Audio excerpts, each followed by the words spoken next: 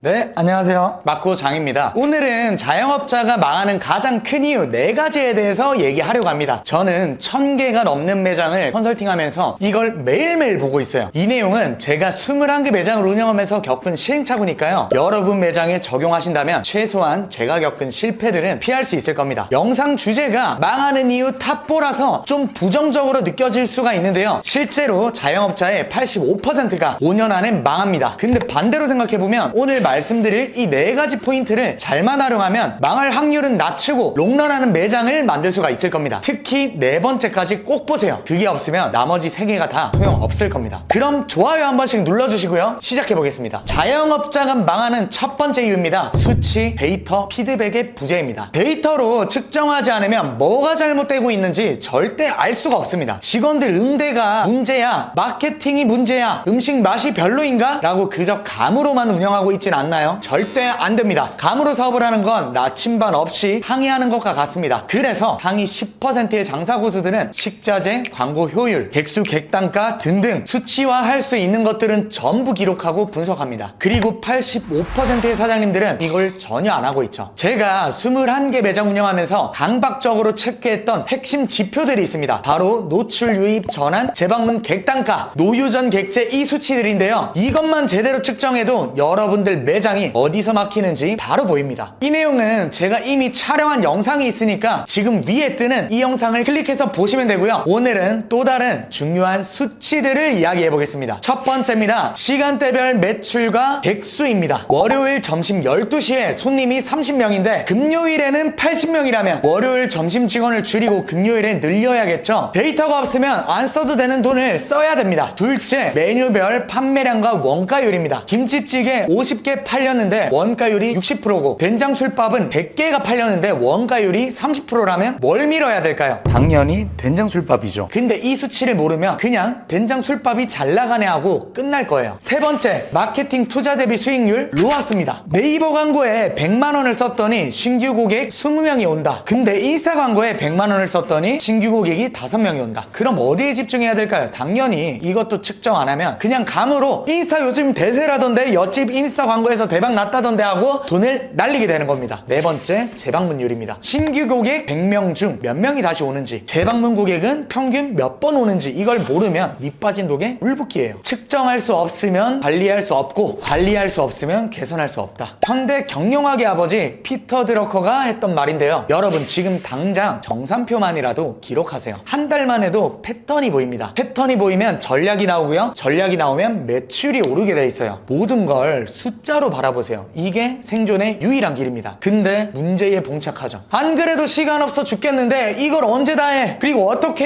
해? 라는 분들이 계실 것 같은데요. 그래서 제가 자동으로 이런 데이터들을 모아서 AI로 진단해주는 어플을 개발했어요. 100% 무료고요. 이 어플에서 간단한 연동만 해두시면 자동으로 분석된 데이터를 통해서 내 매장의 상황을 바로바로 확인할 수 있습니다. 뿐만 아니라 리뷰 답글 업무도 AI 자동으로 모두 작성할 수 있으니까 사용해보고 싶은 분들은 앱스토어에 장사닥터라고 검색해서 써보세요. 가입하시고 나서 추천인 코드에 추천인 마코장이라고 써주시면 나중에 추가 기능은 이 포인트를 사용하시면 됩니다. 그냥 가입하시면 포인트 지급이 안 되니까 반드시 가입하시고 나서 추천인 코드에 마코장이라고 입력하세요. 참고로 추천인 코드는 가입하고 3일이 지나면 입력이 안 되니까요. 바로 하셔야 됩니다. 자, 이제 두 번째 망하는 이유인데요. 시스템의 부재입니다. 많은 사장님들이 아무런 시스템 없이 그저 오래 일만 합니다. 하지만 성공한 장사꾼으로부터 기업가까지 모두가 입을 모아서 이야기하는 게 바로 이 시스템화죠. 작은 식당을 운영하더라도 매뉴얼과 시스템이 잡히는 곳과 그렇지 않은 곳의 격차는 천지 차이로 벌어집니다. 혹시 파운더라는 영화 보셨나요? 맥도날드 창업 스토리인데 레이 크록이 왜 그 많은 햄버거 가게 중에 맥도날드를 선택했는지 아세요? 바로 스피디 시스템 때문이었어요. 맥도날드 형제는 주방을 테니스 코트에 그려놓고 직원들 동선을 초 단위로 설계했어요. 버거 만드는 시간 30초, 감자튀김 3분 7초, 밀크쉐이크 제조 시간까지 전부 시스템화했죠. 그 결과 누가 와서 일해도 똑같은 품질의 버거가 30초 안에 나오게 되죠. 이게 바로 시스템의 힘입니다. 사람에 의존하지 않고 시스템에 의존하는 거죠. 여러분들의 매장은 어떤가요? 직원 한 명 그만두면 가게가 흔들거리고 본인이 빠지면 개판이 되지 않나요? 사장이 직접 발로 뛰지 않아도 모든 걸 직접 다 챙길 필요가 없게 사람이 아니라 시스템 시스템을 관리해야 합니다. 반대로 이 시스템이 없으면 직원들은 각자 하고 싶은 대로 움직이고 결국 자기 이익만 챙기는 쪽으로 가게 됩니다. 그러면 가게가 개판이 되겠죠? 혹시 직원들은 왜 시키는 걸 안 하지? 라고 생각하고 있다면 그 문제는 직원의 문제일 수도 있지만 시스템이 없어서일 확률이 99%입니다. 이 시스템이 있어야 사장이 사소한 일에 신경 쓰지 않고 사업 성장에 집중할 수가 있게 됩니다. 예를 들면 오픈 마감 체크리스트, 정산표, 회계, 재고 파악, 서비스 매뉴얼 등등을 만들어야 된다는 거죠. 손님이 매장에 들어와서 나갈 때까지 어떻게 응대를 해야 하는지, 매장 오픈 마감은 어떻게 해야 하는지, 메뉴는 얼마나 어떻게 조리하고 플레이팅 하는지, 재료비, 인건비, 임대료, 마케팅비 등을 어떻게 정산할지 등을 생각해보면 수없이 많습니다. 그래서 준비했습니다. 제가 21개 매장을 운영하면서 짜놓은 체크리스트나 정산표 매뉴얼이 필요하신 분들은 고정 댓글에 신청 링크 있으니까요. 받아가시면 됩니다. 망하는 이유 세 번째는 바로 실행력의 부족이에요. 이건 사실 사업뿐만 아니라 일상 모든 곳에 해당이 됩니다. 유튜브나 TV 방송에서 성공한 대표들이 구조, 메뉴, 이름까지 다 바꾸라고 직접 와서 바꿔줘도 조금만 지나도 다시 원래대로 돌아가서 결국은 망하는 매장들이 정말 많습니다. 왜 다들 실행하지 않을까요? 실행에는 습관과 행동의 변화가 필요하기 때문입니다. 신년다짐이 3주 만에 무너지는 이유랑 같죠. 다들 내가 원하는 목표를 세우고 계획도 짜지만 실제로 행동을 바꾸면 상상 이상의 노력이 필요합니다. 특히 식당이나 술집은 수많은 우선순위와 잡일이 얽혀 있어서 계획, 실행에 엄청난 집중력과 시스템 그리고 변화의 의지가 필요합니다. 그렇기 때문에 머릿속 시스템이 아니라 문서로 된 시스템을 꼭 만들어야지 실행이 가능하다는 거죠. 실행력의 열쇠는 점장, 직원 모두에게 할 일을 명확하게 문서화해서 책임 문화를 만드는 것밖에는 없습니다. 사장 관리자에게 혼날까봐 억지로 일하는 것보다 팀원에게 실망시키지 않으려고 더 열심히 일하게 만드는 게 진짜 핵심입니다. 모두가 같은 목표로 움직이고 서로를 존중하며 팀워크를 운영하는 문화를 만들어 보세요. 자, 마지막입니다. 망하는 이유 네 번째는 바로 잘못된 위치입니다. 상권이 잘못됐다는 거죠. 에이, 그건 누구나 다 알고 있는 이야기잖아 라고 생각하실 것 같은데요. 아닙니다. 제가 말하고 싶은 잘못된 위치는요, 내 매장의 특성에 맞지 않는 위치를 의미합니다. 예를 들어 보겠습니다. 첫 번째, 무한리필 고깃집 50평짜리 강남역 두세 골목 빠진 자리. 두 번째, 양식 레스토랑 35평짜리 구로디지털 단지역 인근의 오피스텔 상가 1층에 있다고 해볼게요. 또 3번, 한식 백반집 25평짜리입니다. 성수동 카페거리 1층에 있고요. 4번, 트렌디한 감성의 술집 20평짜리인데 노원역 인근 주택가 1층에 있어요. 5번, 프랜차이즈 치킨집 15평짜리 이태원 경리단길 메인거리 2층. 여기 5개 매장 중에서 특성에 맞는 위치에 있는 곳은 어디일까요? 3,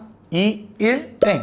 대부분 눈치채셨겠지만 사실 1번부터 5번까지 전부 다 위치가 잘못됐어요. 1번부터 보면 강남역 두세 골목 빠진 거리에 있는 50평 무한리필 고깃집. 왜 잘못됐을까요? 강남역은 좀 빠진 골목이라고 해도 50평에 1층 매장이면 월세가 1,000만 원이 넘습니다. 보통 매출에서 임대료 비율이 10%가 넘으면 돈을 못 번다고 하는데요. 안 그래도 마진이 낮은 무한리필에서 이 임대료를 커버하려면 최소 1억 이상은 기본으로 팔아야 돼요. 또 무한리필 특성상 유동인구 많은 자리에 있어야 많은 객수를 받을 수 있는데 이 두세 골목 빠진 자리에 있으면 객수를 채우는 것도 굉장히 힘들고요. 사실 강남역 무한리필 고깃집보다는 특이한 컨셉이 있는 고깃집이 더 잘 맞습니다. 강남역은 경쟁이 치열해서 차별화되지 않으면 밀릴 수밖에 없거든요. 월세가 1,000만 원이 넘고 마케팅 비용도 매월 수백만 원 드는데 인당 2만 원 정도 받는 무한리필로 남기기는 정말 쉽지가 않습니다. 두 번째입니다. 구로디지털 단지 직장인 상권의 35평 양식 레스토랑. 대부분 아시겠지만 양식집은 주말 데이트 수요가 핵심이죠. 근데 직장인들은 주말에 핫플로 놀러가지 직장 근처에 잘 안 옵니다. 점심에 파스타 먹을 직장인도 많지 않고요. 세 번째, 성수동 카페거리 25평 한식 백반집. 성수동 카페거리에서 제육볶음 김치찌개 백반을 누가 먹을까요? 여긴 2030 MZ세대들이 인싸 감성을 느끼러 가는 곳입니다. 백반집은 오피스 쪽이나 건대 쪽 같은 대학교 상권이 훨씬 낫죠. 네 번째, 노원역 인근 주택가 20평 감성술집. 주택가에서 인스타 감성에 3만원짜리 수제 맥주와 타파스를 찾는 사람이 많을까요? 트렌디한 술집은 홍대, 이태원, 성수 같은 핫플에 있어야 되는 거죠. 다섯 번째, 이태원 메인거리 2층 15평 프랜차이즈 치킨집. 높은 임대료를 내면서 프랜차이즈 치킨을 팔면 당연히 잘 안 되겠죠? 이곳에 오는 사람들은 특별한 경험을 찾습니다. 동네 어디서나 먹을 수 있는 프랜차이즈를 굳이 거기서 먹을까요? 에이, 근데 이런 것도 모르고 창업하는 사람이 있어 라고 하실 수 있는데 생각보다 많아요. 평생을 직장 생활을 하다가 퇴직하고 뭐라도 해야겠다는 생각으로 잘 알아보지도 않고 프랜차이즈 말에 홀려서 창업하시는 분들이 참 많습니다. 사실 좋은 컨셉만 있다고 되는 것도 아니고 사람 많은 곳에 있다고 무조건 되는 것도 아니에요. 중요한 건